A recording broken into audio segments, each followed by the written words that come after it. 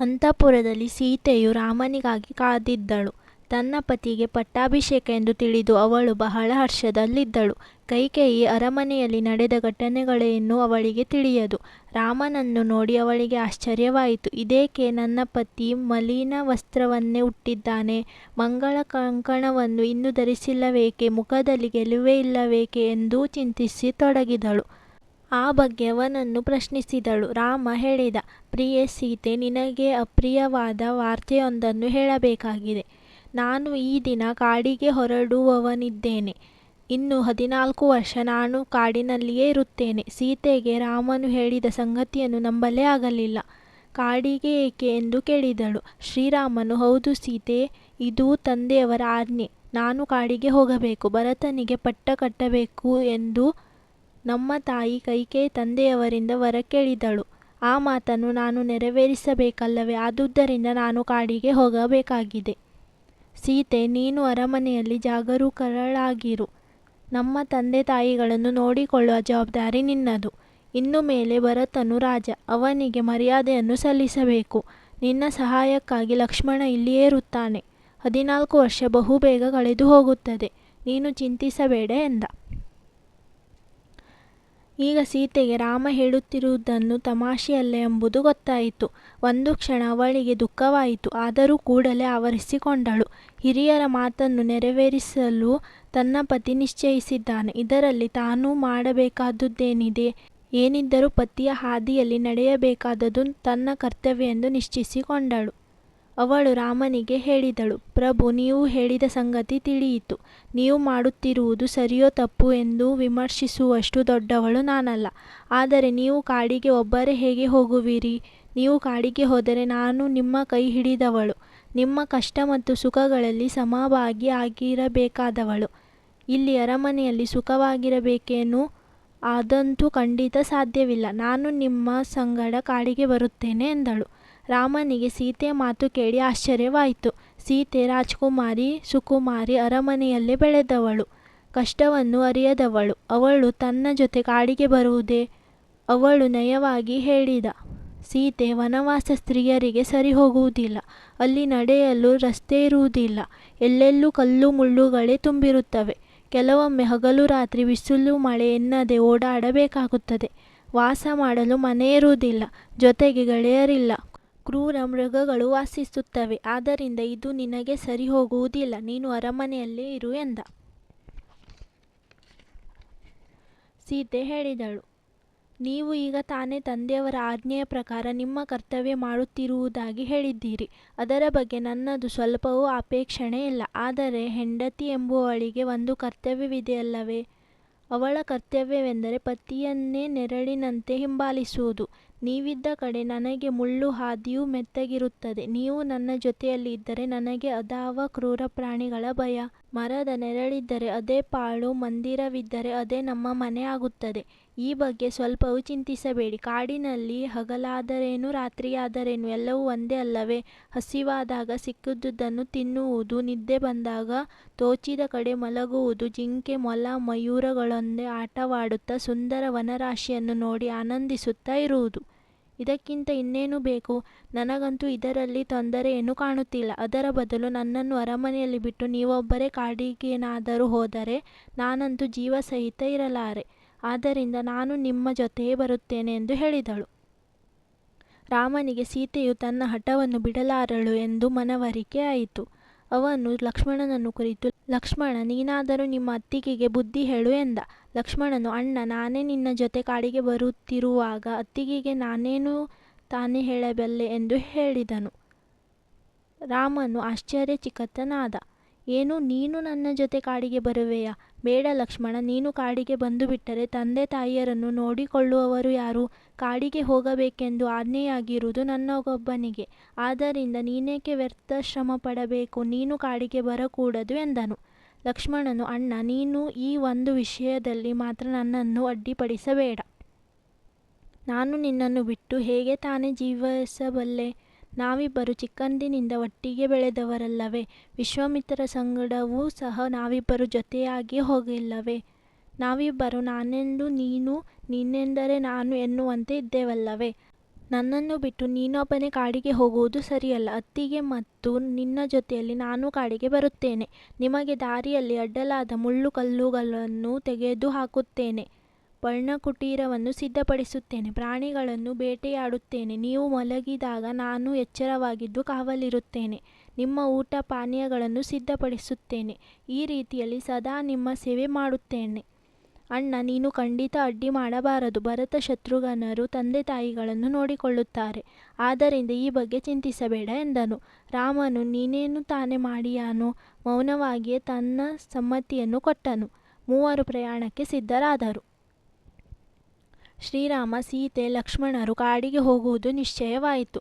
ಶ್ರೀರಾಮನು ತನ್ನ ಬಳಿ ಇದ್ದ ಧನವನ್ನು, ಆಭರಣಗಳನ್ನು ಬಡಬಗ್ಗರಿಗೆ ದಾನ ಮಾಡಿದನು. ಅನಂತರ ತಂದೆಯನ್ನು ನೋಡಲು ಸೀತೆ ಮತ್ತು ಲಕ್ಷ್ಮಣರೊಡನೆ ಹೊರಟನು. ಆಗ ದಾರಿಯ ಉದ್ದಗಲಕ್ಕೂ ಜನ ಕಿಕ್ಕಿರಿದು ನೆರೆದಿದ್ದರು. ಬೆಳಿಗ್ಗೆ ಶ್ರೀರಾಮನ ಪಟ್ಟಾಭಿಷೇಕವಾಗುತ್ತೆಂದು ಹಬ್ಬದ ಸಂಭ್ರಮ ಇತ್ತು. ಆದರೆ ಈಗ ಎಲ್ಲೆಲ್ಲೂ ದುಃಖ ದುಮ್ಮಾನಗಳ ವಾತಾವರಣ. ತಮ್ಮ ಪ್ರೀತಿಪಾತ್ರನಾದ ರಾಜಕುಮಾರನು ಅರಮನೆಯನ್ನು ತ್ಯಜಿಸಿ ಅರಣ್ಯಕ್ಕೆ ಹೋಗುವನು ಎಂಬ ಸಂಗತಿ ಜನರಿಗೆ ನುಂಗಲಾರದ ತುತ್ತಾಯಿತು. ಅವರೆಲ್ಲರೂ ಶ್ರೀರಾಮನು ಧರ್ಮಿಷ್ಠ, ದೀನಬಂಧು, ಅಂಥವನು ಈಗ ಕಾಡಿಗೆ ಹೋಗಬೇಕಾಗಿದೆ ಅಂದರೆ ಧರ್ಮಾಂತರಿಗೆ ಇಲ್ಲಿ ಜಾಗವೇ ಇಲ್ಲವೆಂದಂತಾಯಿತು. ಇಂತಹ ಸ್ಥಳದಲ್ಲಿ ನಾವಾರು ಏಕೆ ಇರಬೇಕು? ಯಾವ ದೇಶದಲ್ಲಿ ಸತ್ಯಕ್ಕೆ ಧರ್ಮಕ್ಕೆ ಬೆಲೆ ಇಲ್ಲವೋ ಅಂತಹ ರಾಜ್ಯ ಕಾಡಿಗಿಂತ ಕೆಟ್ಟದು. ಪ್ರಜೆಗಳಿಗೆ ಅಲ್ಲಿ ಅನ್ಯಾಯ ದೊರಕಲಾರದು. ಆದ್ದರಿಂದ ನಾವು ಕಾಡಿಗೆ ಹೋಗೋಣ, ಶ್ರೀರಾಮನ ಜೊತೆಯಲ್ಲೇ ಇದ್ದು ಬಿಡೋಣ ಎಂದು ಗಟ್ಟಿಯಾಗಿ ಮಾತನಾಡಿಕೊಳ್ಳುತ್ತಿದ್ದರು. ಶ್ರೀರಾಮನು ದಶರಥನ ಅರಮನೆಗೆ ಹೋದನು. ದಶರಥನು ಎಲ್ಲರನ್ನೂ ಒಳಗೆ ಬರಮಾಡಿಕೊಂಡನು. ರಾಮನನ್ನು ಕಂಡ ಕೂಡಲೇ ಅವನಿಗೆ ದುಃಖ ಉಕ್ಕಿ ಬಂತು. ಅವನು ರಾಮನನ್ನು ಅಪ್ಪಿಕೊಂಡನು. ರಾಮನು, ಮಹಾರಾಜ, ನಾನು ಹೋಗಿ ಬರುತ್ತೇನೆ. ಸೀತೆಯು ಲಕ್ಷ್ಮಣನು ನನ್ನೊಡನೆಗೆ ಕಾಡಿಗೆ ಬರುತ್ತಿದ್ದಾರೆ. ನೀನು ನಮ್ಮನ್ನು ಆಶೀರ್ವದಿಸು. ನಿನ್ನ ಆಶೀರ್ವಾದವೇ ನಮ್ಮನ್ನು ರಕ್ಷಿಸುತ್ತದೆ ಎಂದನು. ದಶರಥನು, ರಾಮ, ನಾನು ಮಾಡಿದ ಕೆಲಸ ತಪ್ಪು. ವರವನ್ನು ಕೊಡುವಾಗ ಯಾರು ಯೋಗ್ಯರು ಯಾರು ಅಯೋಗ್ಯರು ಎಂದು ನಾನು ಯೋಚಿಸಲಿಲ್ಲ. ಅಪಾತ್ರರಿಗೆ, ಯೋಗ್ಯತೆ ಇಲ್ಲದವರಿಗೆ ಈ ರೀತಿ ವರಗಳನ್ನು ಕೊಟ್ಟರೆ ಆಗುವ ಅನರ್ಥ ಏನೆಂಬುದು ನನಗೆ ಈಗ ಗೊತ್ತಾಯಿತು. ನನ್ನ ತಪ್ಪಿನಿಂದಾಗಿ ನೀನು ಕಷ್ಟ ಅನುಭವಿಸಬೇಕಾಯಿತಲ್ಲ. ನಾನು ಮಹಾಪಾಪಿ, ನನ್ನನ್ನು ಕ್ಷಮಿಸು ಎಂದನು. ಶ್ರೀರಾಮನು, ಮಹಾರಾಜ, ನಿನ್ನನ್ನು ನೀನೇ ಅಳಿದುಕೊಳ್ಳುತ್ತೀವೆ. ನಾನು ವನವಾಸಕ್ಕೆ ಹೋಗುವುದು ವಿಧಿಯ ಇಚ್ಛೆ ಆಗಿದ್ದರೆ ಅದನ್ನು ತಪ್ಪಿಸಲು ಯಾರಿಂದಲೂ ಸಾಧ್ಯವಿಲ್ಲ. ಆದ್ದರಿಂದ ನೀನು ಯಾರಲ್ಲಿಯೂ ಈ ಬಗ್ಗೆ ತಪ್ಪು ಎಣಿಸಬೇಡ.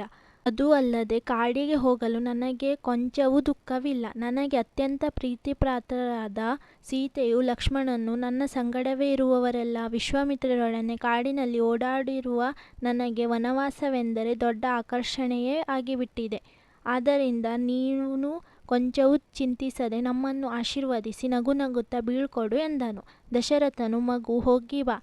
ನೀನು ಸತ್ಯವಂತ, ಧರ್ಮಿಷ್ಠ. ನಿನ್ನ ಮನಸ್ಸನ್ನು ತಿರುಗಿಸಲು ಯಾರಿಗೂ ಸಾಧ್ಯವಿಲ್ಲ.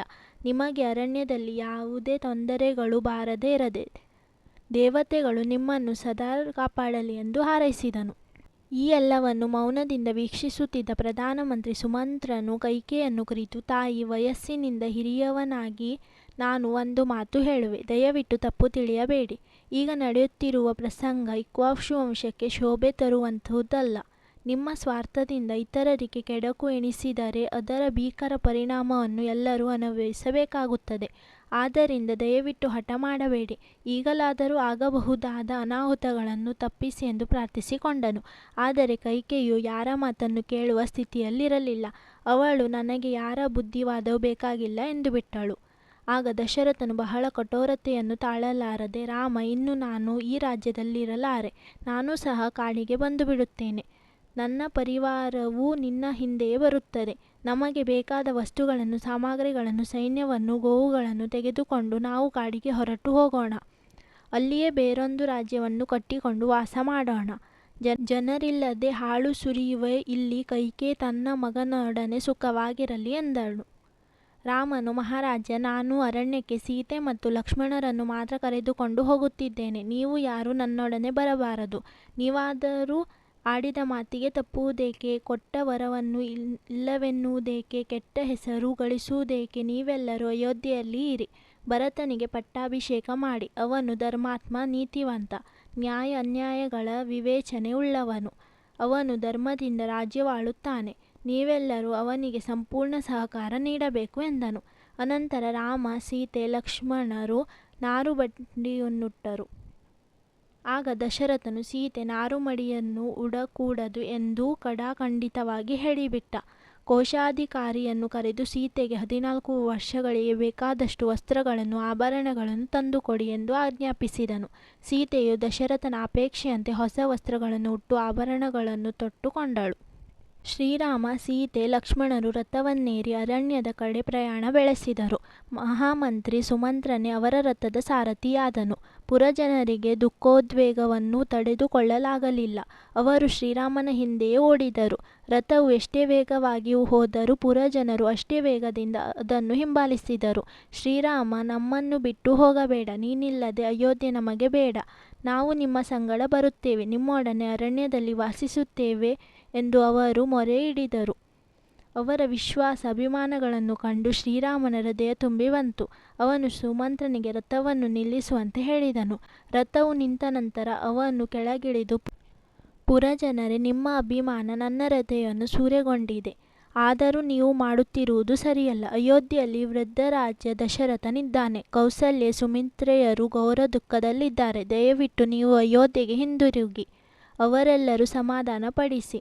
ಭರತನು ಧರ್ಮದಿಂದ ರಾಜ್ಯವಾಳುತ್ತಾನೆ. ನೀವೆಲ್ಲ ಅವನಿಗೆ ಸಹಕಾರ ನೀಡಿ. 14 ವರ್ಷಗಳು ಕಳೆದ ಕೂಡಲೇ ನಾವು ಅಯೋಧ್ಯೆಗೆ ಹಿಂದಿರುಗುತ್ತೇವೆ ಎಂದು ಆಶ್ವಾಸನೆ ನೀಡಿ ಅವರನ್ನು ಸಮಾಧಾನಪಡಿಸಿ ಹಿಂದಕ್ಕೆ ಕಳುಹಿಸಿದನು.